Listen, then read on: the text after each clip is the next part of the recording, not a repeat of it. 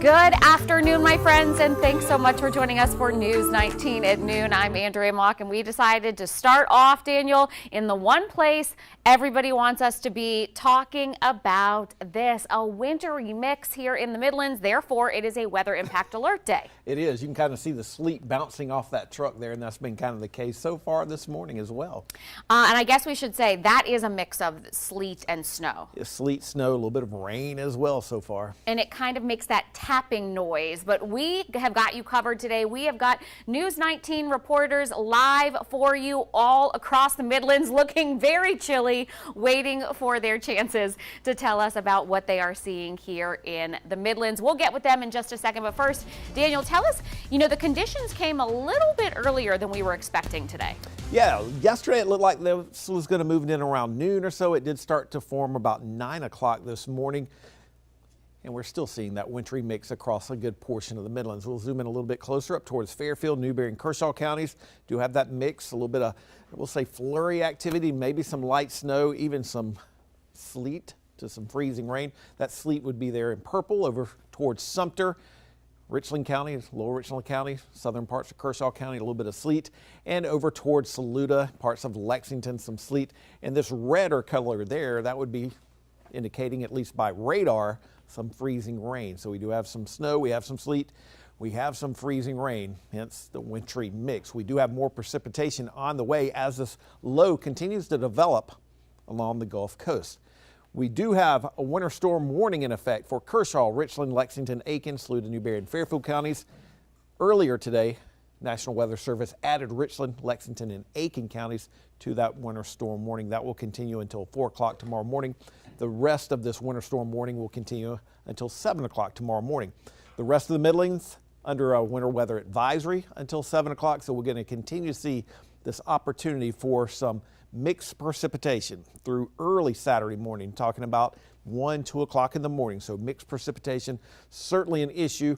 Later this afternoon, this evening and tonight, probably best advice just to stay off those roadways because they are going to be pretty slick as we're expecting this wintry mix to continue across the Midlands over the next 12 to 13, 14 hours or so. Here's a live look over towards Calhoun Falls. This is a good looking shot. Calhoun Falls.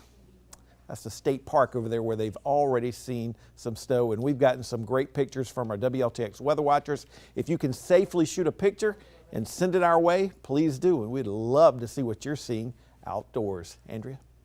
All right, Daniel, thank you so much. Well, I'll tell you what, Lexington is one of those local school systems we're going to tell you about in just a moment that decided to dismiss a little bit earlier than they had originally planned when the system started bringing down the wet and the white stuff earlier than we thought. And that's where we have News 19's Cassidy Byer live out in Lexington County. And what have you been seeing so far, Cassidy? Is it rain, is it snow, or is it a mix of both?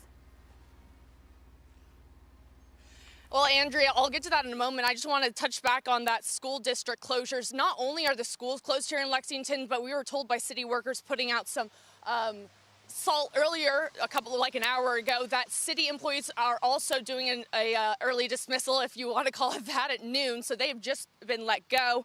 But yeah, it's exactly what we predicted. It is, in fact, a wintry mix. The roads are wet. And to Daniel's point, I would agree. Later on in the day, when those temperatures start to drop, I would advise staying off the roads as well. We do have some, again, we had city workers out here getting some salt on the roads. There are a couple places, I'm actually going to have our photographer move over, pan to my left.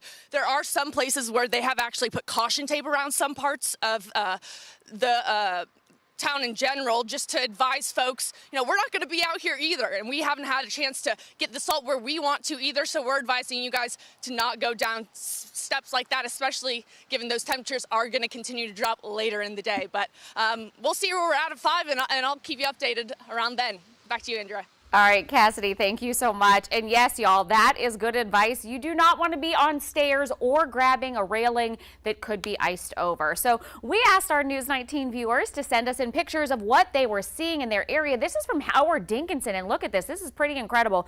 This is out in Leesville. You can see he's getting video of his yard.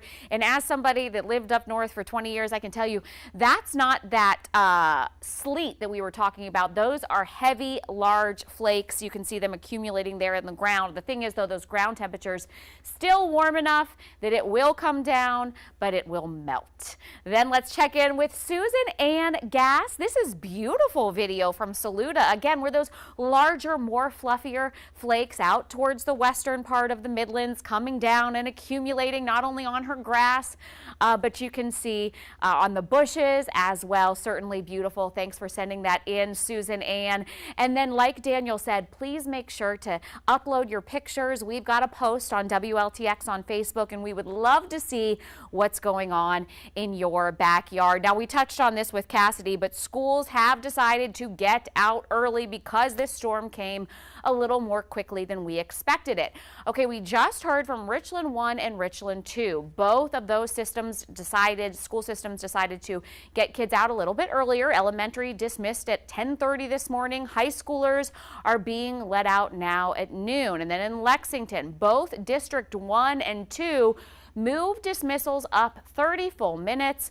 White Knoll and River Bluff High School are the last to get out. They are getting out at 12:15 today.